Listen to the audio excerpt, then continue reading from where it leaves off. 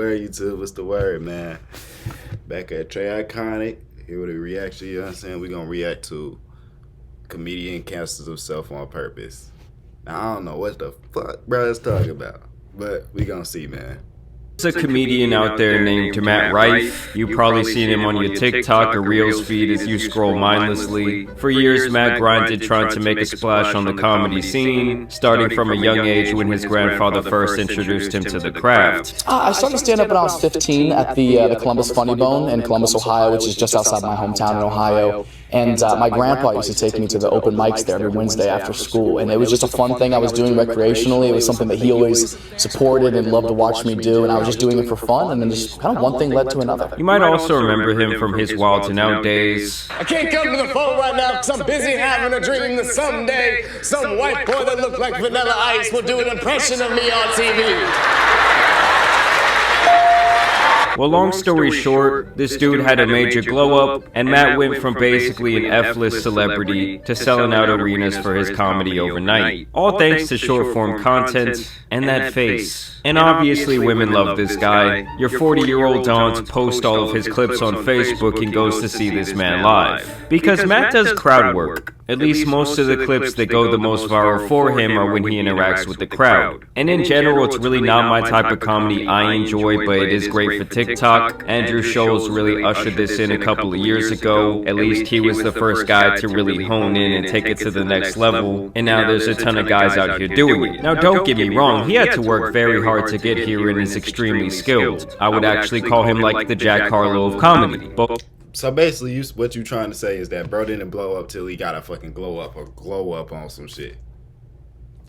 I had an argument by my best friend on this shit, bro. Do y'all actually think that that'd be the case, man? I feel like if you like say I don't like and nobody is ugly, everybody beautiful in their own way. I'm not gonna say that, but listen, man. You really think that if you, I'm gonna say less attractive, you can't blow up, man? And I'm not saying even if that's the case, man. I feel like, hey, nigga, everybody is equal. Like, yeah, and niggas be like, oh, you funny at the day, they end up getting the pussy. You know what I'm saying? Like, all you gotta be is funny type shit. But then you said this nigga here, he ain't getting no motion until this nigga started doing shit to his face. This nigga look like he got a jaw job on some shit. This nigga look like he put some work in, man. I ain't gonna lie. You know what I'm saying? No homo. I ain't looking at it like those. But at the same time, it's like, damn, man. Why couldn't bro get motion before? Unless he just wasn't funny. Nah, if you funny and attractive, that's why you getting fucked up. That's when you get fucked up, man. Wanted to do it young. They both tried to stay true at first. And then for Jack, he blew up off of a song. And for Matt, he blew up off of an act that attracted women because of their looks and subject matter. And while that is amazing, and it seems like a dream come true to live out your wildest dreams, sometimes the label gets tough to beat, and it can become very tiring. You're being charged with impersonating a comedian. You're selling out world tours, but your comedy sucks. Epidemic Sound have advanced search filters to help you easily find the exact mood, genre, duration, or... Everybody knows they only go into your shows for those traps, those tattoos, and them cheekbones. Yeah, I don't trust them, huh? That shit made me wanna get tattoos, bro. Ain't no way, man. This nigga just started blowing up because of the fucking looks. Cause nigga, I'm not trying to say nothing, but I know I ain't up there. I know that. I know. It's cool. You know what I'm saying? I ain't focusing on that shit right now. I'm focusing on the grind. But listen, all a nigga gotta do is get some tattoos, a little chains and shit, and nigga gone. Like, what the fuck? Nigga, you should have told me that.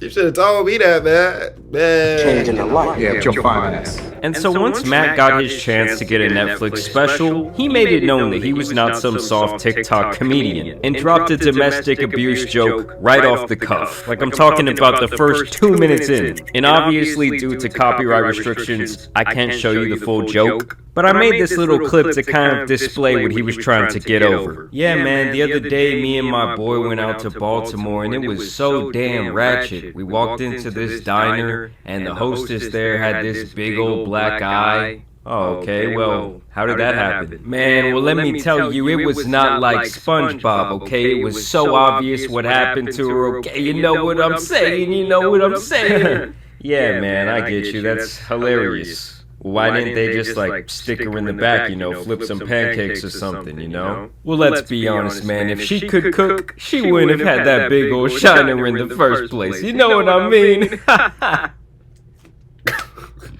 Bro, it is 2023, bro. You cannot be making jokes like that. I ain't gonna lie. Keep it a bean, bro. Back in the day, nigga. Back in the fucking day. You know what I'm saying? My niggas watching the upcoming shit right now with cussing out all these other niggas that's going up, man. You know that back in the day, nigga, your rage was on that. Not him, he ain't like, you know what I'm saying, talk about shit like that. But it'll be shit nigga saying some shit out of pocket. Like, you could get away with a whole bunch of shit, but then, nah, nigga. Niggas say, you say one thing about this generation, you know what I'm saying? Oh, I cheat for fun. Gone. Canceled. You know what I'm saying? You really got to think about what the fuck you say before you get on here. It's crazy because a lot of niggas got a dark sense of humor. So them niggas that be getting on here, they be thinking, oh, you know what I'm saying? Niggas love me for me, man. I just be joking. No, you get canceled. Done. Nigga. But like, bro, that shit is insane. That's why half the time, nigga, I be saying on the camera, I be like, you know what I'm saying, bro, I ain't gonna lie. And I just click on the video. Cause I'm not gonna get myself canceled, bro. You gotta maneuver around type shit, man. I ain't gonna let some shit like that come up anyway, too. Yeah, that's funny. Why did I agree to have lunch with this guy I've not seen since high school? And so that one single joke had people extremely upset. I actually watched... That's what I'm saying, bro.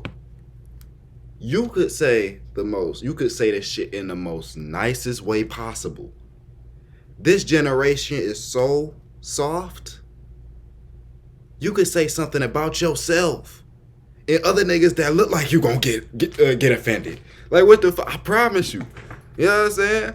Like, bro, I ain't, like, be 100. Like, say, damn, I ain't gonna use that as an example. They can say, oh, bro, I'm skinny as fuck, bro. All skinny people could agree with me, man. This shit suck, bro. Instead of doing something about it, you know what I'm saying? And nigga, I'm cool where I'm at. You know what I'm saying? If I want to do this shit, I can do it. I'm not saying in the mindset of niggas saying, oh, I just smoke. You know what I'm saying? I can start smoking whenever. This not my primary focus. Primary focus is YouTube, but that's besides the point. You make a fat joke when you're, as a fat person, you're done. You make a fat joke, you're done, nigga. You could be obese. If you make a fat ass joke, your ass getting canceled. You know what I'm saying? You make a joke about hair, your ass getting canceled. Don't say shit, or you're done. That's the move nowadays, man. It's simple as that. Special in its entirety, I thought it was pretty decent. I would say it was solid compared to a lot of the stuff I see out there today. I will say, though, Matt definitely came for the women on this one, okay? They were the butt of a lot of his jokes. And to me, it felt a little bit like nudging the guys in the audience. Like, hey, guys, I'm cool. I'm part of the club, too. And you'll see in these interviews... So basically, you saying like a pick-me nigga. Like, hey, man, look at me. Look what I said. You heard me? You heard me, bro? Like, nah. That shit is done.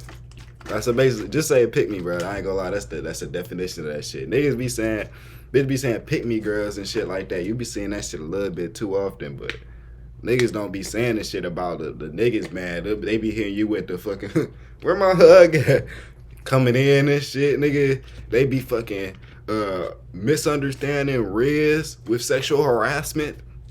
Them be the type of niggas that you consider a pick me, man. And them the type of niggas that be running around. You be seeing everywhere type shit, nigga, nowadays, man. 2023 is fucking crazy. I'm about to show you that, you know, the insecurity does run a little bit deep when it comes to having this all-female audience. Either way, people were trying to cancel him over the joke, okay? They started saying he looks like the guy from Big Mouth, I hate this show. Just more people basically saying he was never funny. This person comes in to say I ain't gonna lie.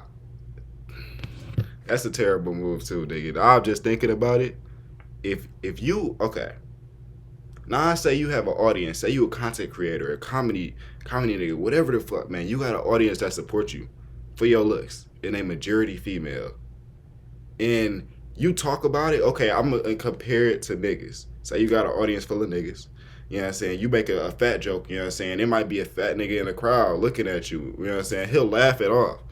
You say that shit about females, and and it's a oversized female in the club or in the audience, they would be like, "What the fuck? She talking about me?" Cause nigga, keep in mind they in there for your looks. So at the same, they not even paying attention to what you saying. Them niggas just got the heart eye emojis on the shit. Nigga, they hear you say that, they leaving. Nigga, like, damn, man. The annoying thing about the Matt Rife special is that he's about to do a right-wing edgelord rebrand and make a killing in the middle-aged white woman market. Like I'm telling you guys, I literally just sat through the entire special, and nothing about it at all said right-wing to me. Were there a couple of jokes that were a bit of a swing and a miss? Of course, but that's pretty much every single comedy special. And obviously, comedy is subjective. Do I think the DA joke he told was really that funny? No. I actually thought it was one of the worst jokes in the entire special. And I don't think it would have gotten as much attention if he didn't just come out with that right off the bat. But he even notes, like, I'm kind of just feeling you out as a crowd. I'm trying to see how fun you guys are gonna be. I was like, yeah, but I feel like if she could cook, she wouldn't have that black eye. Testing the waters, gonna go pretty fun or not. Just wanna see. I figure if we start the show with domestic violence, the rest of the show should be pretty. That's you can't test the water, bro, like those, man. Cause listen, man, it ain't like no stream, bro. The streams, that shit ain't in person. And that's why I feel like you be building the most loyal fucking communities. You know what I'm saying? That's why I fuck with that shit heavily. I fuck with people that be heavy in the fucking communities. You know what I'm saying? Twitch, fucking Kick, you know what I'm saying? And they be having the little chats. Them type of niggas, they'll actually, if they don't have your sense of humor, and they'll find some shit funny, they'll start picking up to it and they'll start adapting to it. You know what I'm saying? You give them more chance to adapt to your shit, and they'll most likely find your shit off TikTok and be like, that shit was funny. In person, nigga, it's a whole different story. If one person be like, oh, fuck, 15 other niggas in the background gonna say it too, bruh. Niggas start clapping, niggas gonna start clapping. Basically that shit, man. I ain't gonna lie, he fucked up with that shit, man. He can't test the water. That's why I can't be a comedian, bro. I ain't gonna lie to you. Which essentially meant to me, I'm trying to see how willing you're going to be for me to actually tell, like, jokes with even the slightest amount of edge. Because what he said here is probably about a 4 out of 10 on the edge scale. Like, I've heard way worse from comedians. And it wasn't just random women on Twitter trying to get this man canceled, okay? Some of these actual news publications came out against him saying, Matt Rife tried to impress the guys with his misogyny. It backfired. I mean, let's just look at who wrote this shit. It kind of tells me everything I need to know. Just another news article. Chill, bro. She is a beautiful human being. He just zoomed into her face, and that's kind of what. I'm not gonna. Nah, I ain't gonna do that. Matt Rife wants men to like him, so he punches down at women. Controversial comedian Matt Rife is under fire. Like, I'm sorry, but this guy is about as controversial as white bread. And then, of course, you know they're always going to be digging up the past. Matt Rife's trash behavior towards Zendaya in 2015, we're talking about almost 10 years ago, has resurfaced amid the backlash to his Netflix special. You're mixed. I want to be black. Let's make a lifestyle movie, Matt said to Zendaya before grabbing her face. I guarantee that happened on Wild 'N Out, where the whole thing is basically improv. And let's be honest, guys, 2015 was a completely different time. Like, if this guy comes out in 2015 and makes this joke, I don't think damn near anyone gives a single shit. But they're like, you were supposed to be one of the nice comedians. You were supposed to be for the women. And he said, fuck that. And I thought this was just yet another hilarious clapback. Comedian Matt Rife is facing backlash after posting a fake apology link on Instagram. So here the cancellation mob thought they had finally got to him. He says on his Instagram story, if you've ever been offended by a joke I've told, here's a link to my official apology. And he just links you to some special needs helmets. So he essentially came out and doubled down on the fuck you. And I gotta say, I respect it. I mean, why are we out here expecting comedians of all people, I don't care what they're known for, to be like more respectful than a politician? And here's where I wanted to show you guys just how kind of ashamed a little bit Matt seems to be about his crowd work that has gone the most viral. Let's play the first viral TikTok, which I haven't watched yet. This is how you went viral, which I guess you talk to people in the crowd, right? I do from time to time, yeah. That's not a thing? No, it is. I mean, I would just say it more properly than that. Yeah, I do crowd work that happens to go viral quite often. At Full Sail, we take a unique approach to teaching the art of filmmaking.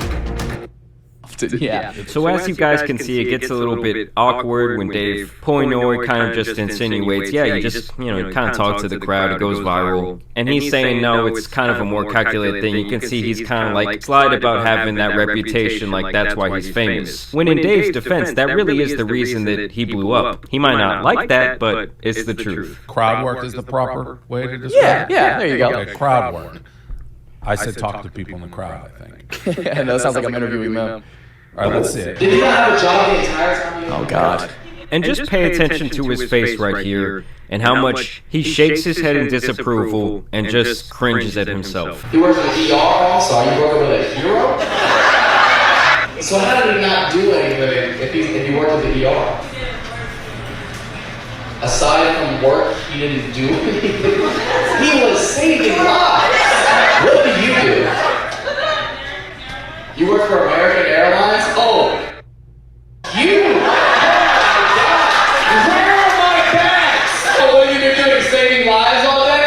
Yeah, what have you been doing? Peanuts? So that's more... And I do feel like there's nothing more awkward you can do to someone who creates videos online than to like pull them up in person in front of them. Like I've gotten a little bit cooler about it over the years, but even back in high school when I was trying to make videos, I remember people would like, let's say there was a sub in class, oh, let's pull up his videos, let's put him on the projector, and it was always kind of like an awkward thing for me. But either way, you can tell just how uncomfortable he was. That's damn near like doing a fucking presentation and shit that you ain't asked for. You wasn't prepared for it, no nothing. So like you walking into a room unless they told you beforehand, hey bro, we gonna put you on screen, nigga.